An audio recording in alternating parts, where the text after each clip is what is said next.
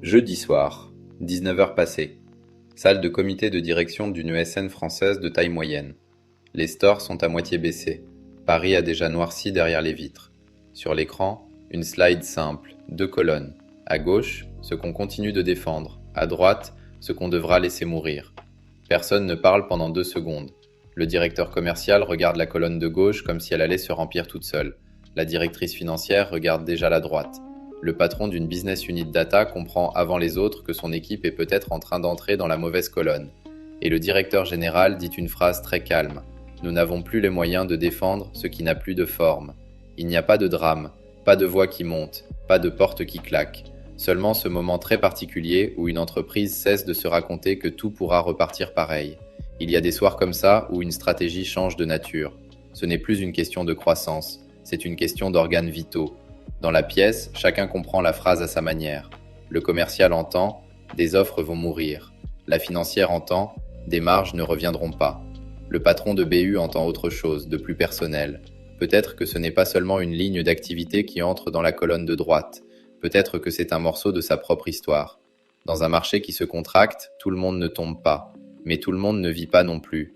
Certaines structures tiennent encore debout.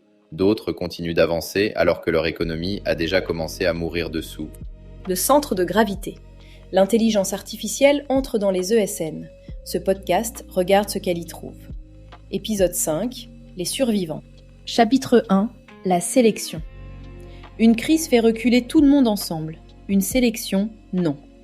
Certaines formes tiennent encore debout. D'autres continuent d'avancer sans comprendre que le sol s'est déjà retiré sous elles. Dans les 4 épisodes précédents, on a posé le diagnostic. On a vu l'épaisseur du modèle, on a ouvert la marge, on a traversé la table du client, on est descendu jusqu'au corps, au métier, aux trajectoires humaines qui commençaient à se déformer. Aujourd'hui, on entre dans la pièce d'après, celle où le secteur commence à comprendre que le sujet n'est plus seulement ce qui casse. Le sujet, c'est ce qui tient encore et pourquoi. Parce qu'une industrie qui se déforme ne tue pas tout le monde, elle sélectionne, et ce qu'elle laisse debout n'a déjà plus tout à fait la même forme. Une crise retire de l'air, une sélection retire des permissions de vivre. Les chiffres d'abord, selon Numéum, les ESN françaises ont réalisé 34,5 milliards d'euros de chiffre d'affaires en 2024. La croissance, plus 0,7%, autrement dit presque rien. Un marché encore vivant mais déjà essoufflé. Et en 2025, toujours selon Numéum, le secteur recule de 1,8% pendant que les éditeurs et plateformes progressent de 8,2%. Le numérique continue d'avancer, mais il n'avance plus dans le même sens pour tout le monde. Le marché ne retire pas l'argent, il change son adresse. Ce déplacement se voit aussi à l'intérieur du top de marché. Selon l'analyse de PAC relayée par Citi, le top 10 des ESN en France recule de 0,2% en 2024, pendant que le marché total fait encore légèrement mieux. Dans cette même lecture, Capgemini recule de 3%, pendant que Neurones progresse de 9%. Ce n'est pas encore une loi universelle, mais c'est un signal. Les mastodontes ne dominent plus par nature. La spécialité, la discipline, la structure commencent à compter davantage que la masse. Ce n'est pas encore la victoire des petits contre les grands, c'est la fin d'un privilège automatique de la taille. Et dans la salle du comité de direction, ce genre de chiffres produit une vérité très particulière. Ils ne disent pas seulement que le marché change, ils disent à chacun, silencieusement, quelque chose que tu as contribué à construire ne sera peut-être plus défendable demain. Il faut être précis sur la nature du mouvement. Le mot crise est trop confortable parce qu'il suggère quelque chose de provisoire, une mauvaise météo, une parenthèse. Une fois l'orage passé, les mêmes acteurs repartent. Le mot sélection dit autre chose. Il dit qu'un marché vivant commence à préférer certaines formes à d'autres. Il dit que le problème n'est pas l'absence de demande. Le problème, c'est la nature de ce que la demande accepte encore de rémunérer. Pendant longtemps, être gros voulait dire être crédible. Être diversifié voulait dire être protégé. Être partout voulait dire être solide. Ce triptyque s'abîme. Le client sait mieux découper. L'IA compresse les couches intermédiaires. L'offshore et le nearshore remontent. Selon le McKinsey, la part du nearshore et de l'offshore dans le chiffre d'affaires des ESN est passée de 15,5% à 18% en 12 mois. Tout ce qui est standardisable devient plus attaquable. Tout ce qui est banal devient plus substituable. Tout ce qui relève de la présence organisée, sans rareté défendable, devient plus fragile. Le marché ne s'effondre pas, il sélectionne. Et le plus dangereux, c'est que cette séparation ne prend pas toujours la forme d'une chute spectaculaire. Elle prend souvent la forme d'une continuation. Les mêmes bureaux, les mêmes calls, les mêmes pratiques commerciales, les mêmes plans de charge. Mais dessous, déjà, une autre économie. C'est exactement le genre de moment où une industrie se raconte des histoires pour retarder le réel. On dira que les clients sont attentistes, que les cycles sont plus longs, que la conjoncture est mauvaise, que ça repartira. Peut-être. Mais ce vocabulaire-là décrit l'humeur, pas encore la structure. Or la structure, elle, commence à parler autrement. Elle dit « Je continuerai à acheter du cloud, de la conformité, du run opéré, de la cyber, de la souveraineté, de l'IA intégrée au delivery. Mais je paierai de moins en moins volontiers la largeur floue, la présence sans angle, la pyramide trop large, le milieu qui ne sait plus très bien de quoi il vit. » Et dans une salle de comité de direction, ce constat-là produit toujours le même silence. Pas le silence du choc. Le silence plus froid de ceux qui commencent à comprendre que le sujet n'est plus d'attendre la reprise. Le sujet, c'est de savoir dans quelle colonne on se trouve. À gauche, ce qu'on continue de défendre. À droite, ce qu'on n'a plus la force de subventionner avec le reste. Si le marché trie, il faut maintenant regarder ce qu'il laisse respirer. Chapitre 2. Les formes vivantes. Les survivants n'ont pas tous le même visage, mais ils ont presque toujours le même réflexe. Ils ont cessé de défendre ce qui ne pouvait plus vivre. Le premier réflexe serait de chercher un vainqueur, une marque, un nom, une recette. Ce serait une erreur de regard. Les survivants ne forment pas une caste, ils forment un petit bestiaire stratégique. 4 grandes formes pour aller vite. Le spécialiste profond, la plateforme opérée, l'hybride IA service et la boutique à haute contextualité. Le spécialiste profond vit là où la complexité reste chère. Cyber, conformité, architecture sensible, souveraineté, intégration sous forte contrainte. Là où le client n'achète pas seulement quelqu'un qui produit, mais quelqu'un qui voit ce qui peut casser. La plateforme opérée, elle, vend autre chose qu'une équipe. Elle vend une continuité, un SLA, une capacité tenue dans le temps. L'hybride IA Service, lui, a compris que l'intelligence artificielle n'est pas une offre qu'on colle sur la brochure. C'est une couche de production qu'on injecte partout où elle augmente la marge sans réduire la valeur perçue. Et puis il y a la boutique à haute contextualité. Petite, chère, irremplaçable tant qu'elle comprend mieux que les autres un morceau très précis du réel de son client. Il faut les regarder comme des formes de vie, pas comme des logos. Certaines survivent par profondeur, d'autres par discipline, d'autres encore par la qualité très rare de ne pas être facilement comparables. Ces 4 formes ne se ressemblent pas, elles n'ont pas la même taille, pas la même géographie, pas le même contrat social, mais elles partagent un même trait. Elles savent précisément de quoi elles vivent, et surtout, elles savent ce qu'elles ont cessé de défendre. Prenons le spécialiste profond. Ce qu'il protège n'est pas seulement la rareté technique, c'est le fait que la demande, ici, ne relève plus seulement du confort, elle relève de l'obligation. NIS 2, DORA, l'AI Act, la souveraineté, la traçabilité, la sécurité des environnements critiques, tout cela ne crée pas un marché euphorique, ça crée un marché têtu, un marché qui peut ralentir ailleurs et continuer d'acheter ici, parce qu'il faut bien se mettre en conformité, parce qu'il faut bien documenter, parce qu'il faut bien tenir les contrôles. Dans un monde où l'on coupe d'abord ce qu'on comprend et ce qu'on peut banaliser, la complexité réglementaire redevient une forteresse. Pas une forteresse glamour, une forteresse bureaucratique, mais une forteresse quand même. Le spécialiste profond, c'est souvent celui qui gagne moins par flamboyance que par caractère indispensable. Il ne séduit pas, il demeure. Il reste là quand les autres deviennent négociables. Dans beaucoup de comités d'achat, ce profil-là ne provoque pas l'enthousiasme. Il provoque autre chose, une forme de résignation lucide. On sait qu'il coûtera cher. On sait aussi ce que coûterait l'absence de quelqu'un comme lui. Maintenant, la plateforme opérée, là, le déplacement est plus brutal encore. Pendant 20 ans, beaucoup de SN ont vendu des jours pour tenir des dispositifs continus, de la présence organisée, du run découpé en ressources. Ce modèle vieillit mal, pas parce que le run disparaît, parce que le client veut de moins en moins acheter la cuisine interne du dispositif. Il veut l'issue, le temps de résolution, le taux de disponibilité, la tenue dans le temps. Dès que le contrat porte sur le résultat et non sur les personnes visibles, quelque chose bascule. Les gains de productivité cessent d'être une preuve contre le prestataire. Ils redeviennent une source de marge. C'est là que l'IA change de signe économique. Dans le modèle temps, elle compresse le revenu. Dans le modèle opéré, elle améliore le moteur. Les survivants qui se sont déplacés là ne vendent pas d'abord une équipe. Ils vendent une machine de service. En apparence, c'est moins spectaculaire. En réalité, c'est beaucoup plus robuste. C'est aussi beaucoup plus froid. On n'achète plus des gens qu'on voit, on achète une promesse tenue dans l'ombre. Troisième forme, l'hybride IA-service. Et il faut être très clair. Faire une offre IA ne suffit pas. Coller intelligence artificielle sur 3 slides commerciales ne change rien. Les survivants de cette famille-là ne vendent pas l'IA comme une rubrique en plus. Ils l'ont avalée. Elle circule dans leurs avant-ventes, dans leur delivery, dans leur documentation, dans leur manière d'estimer, dans leur capacité à absorber plus de travail sans empiler la même structure humaine. La différence est là. Le faux hybride met un sticker, le vrai hybride change son métabolisme. Il produit autrement. Il vend encore parfois le même résultat, mais avec une économie interne différente. Et dans ce genre de bascule, la question n'est plus qui parle le mieux d'IA. La question est qui en a déjà fait une discipline de production. Il y a une scène très simple qui résume cette forme-là. Dans une entreprise qui a réellement basculé, on ne passe plus la journée à expliquer qu'on fait de l'IA. On livre plus vite, plus proprement, avec moins de gestes visibles. Et au bout de quelques mois, ce qui surprend le plus n'est plus la technologie, c'est le silence de ceux qui continuent à vendre comme avant.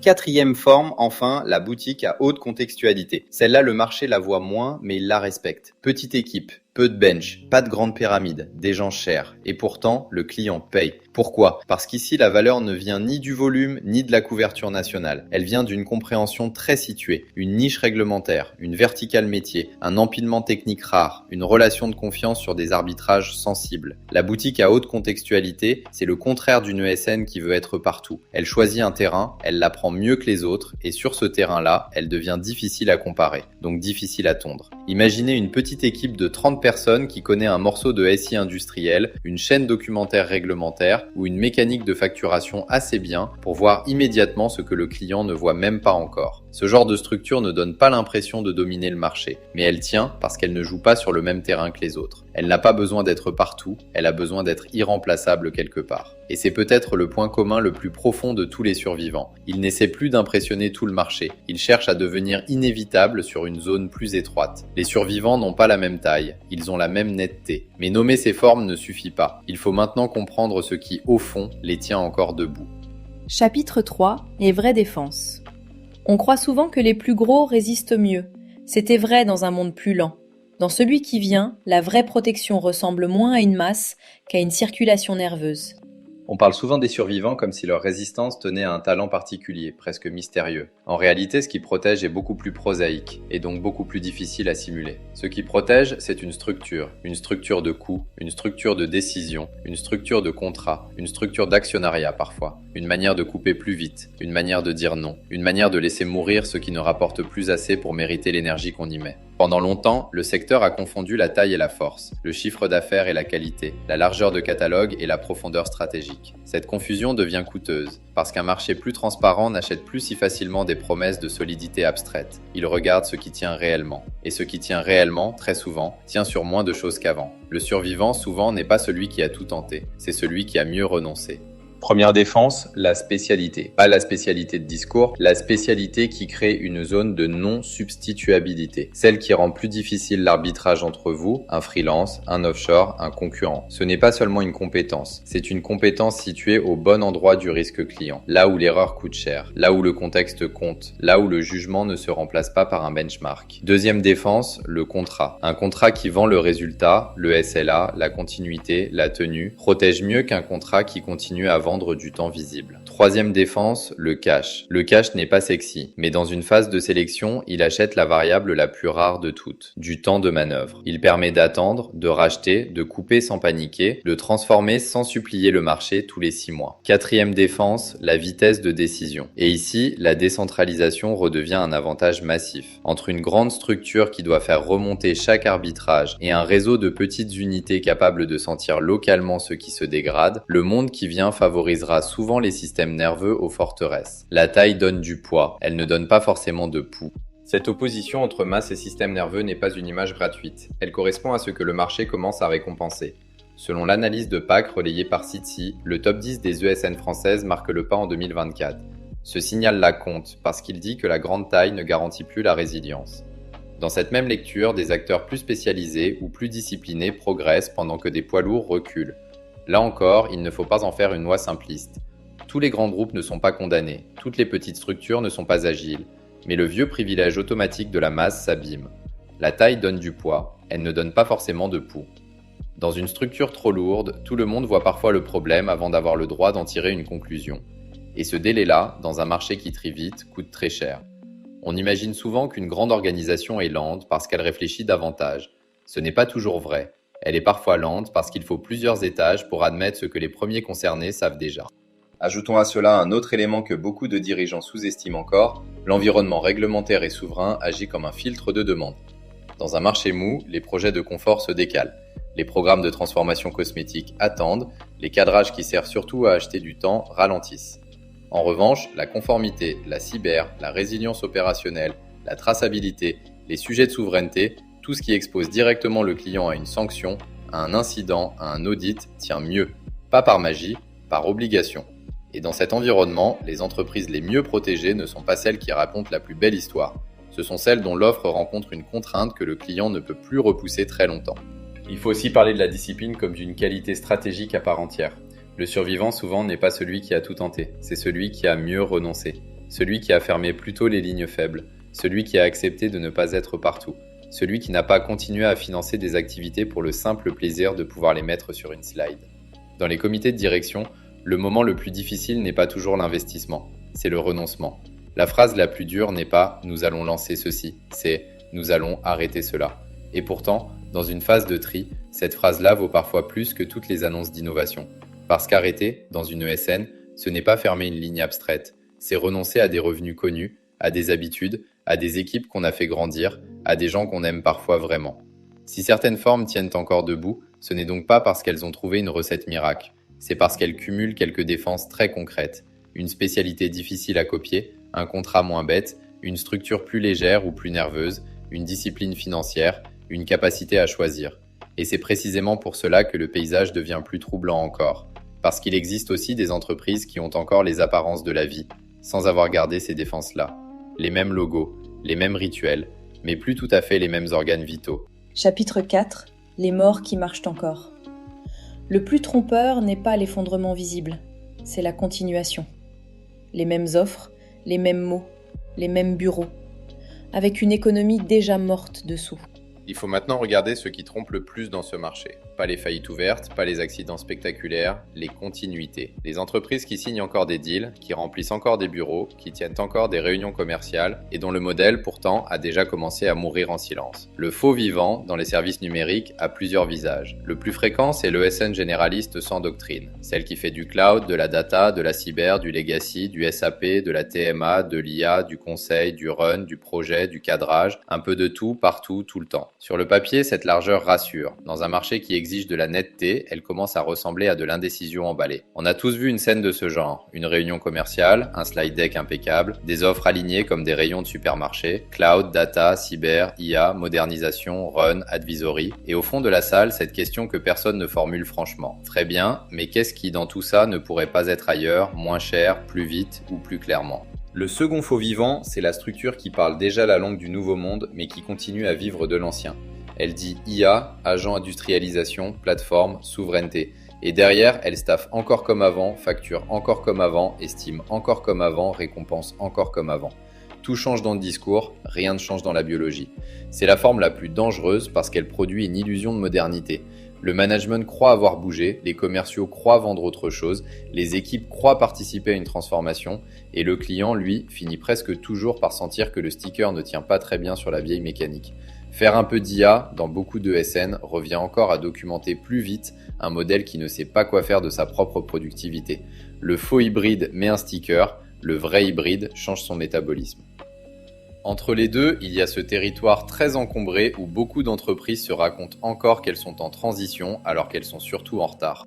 Le troisième faux vivant, c'est la pyramide sans base. Le modèle historique du service tenait sur une mécanique simple, des seniors vendables, des juniors nombreux, une montée progressive, une dilution de la structure et une marge captée sur l'épaisseur intermédiaire. On a déjà vu que l'IA attaque cette base, elle compresse les tâches répétitives, accélère la documentation, raccourcit les cycles, réduit certaines charges de production visibles. Quand la base se dégonfle, il reste quoi ? Des profils plus chers, des managers qui supervisent moins de monde, des dispositifs où le levier se réduit. Et quand le levier se réduit trop, le senior cesse d'être une tête de pont, il devient une ligne de coût à défendre. Des seniors sans levier, ce n'est pas une stratégie, c'est une masse salariale inquiète, c'est aussi, aussi, pour beaucoup de gens à l'intérieur, une angoisse sans vocabulaire. Ils sentent que quelque chose ne tient plus, sans toujours savoir si c'est leur mission, leur métier, leur practice ou le modèle entier.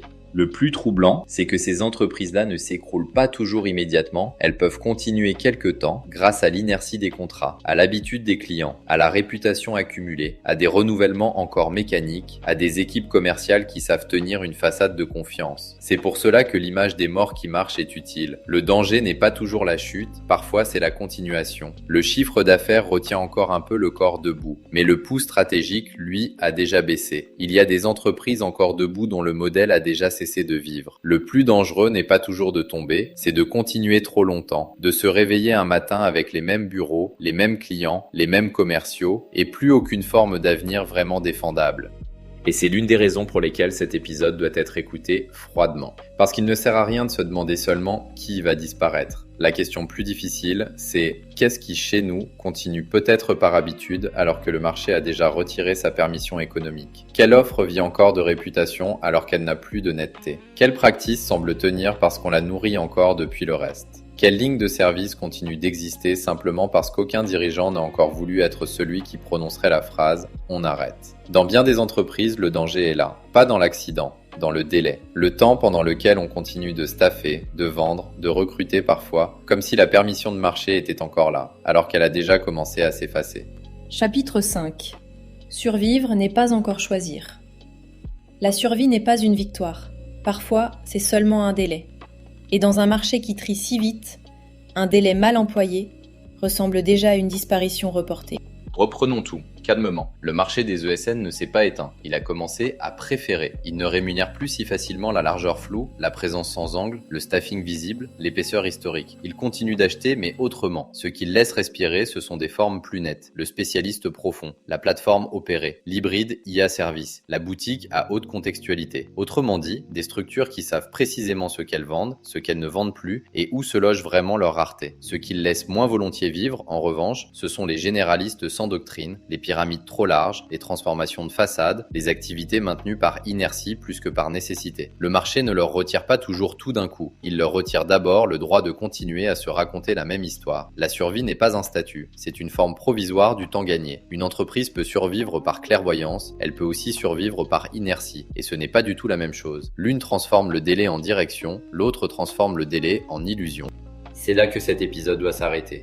Pas sur un palmarès, pas sur un podium, pas sur l'idée confortable qu'il suffirait d'imiter les survivants pour être sauvés.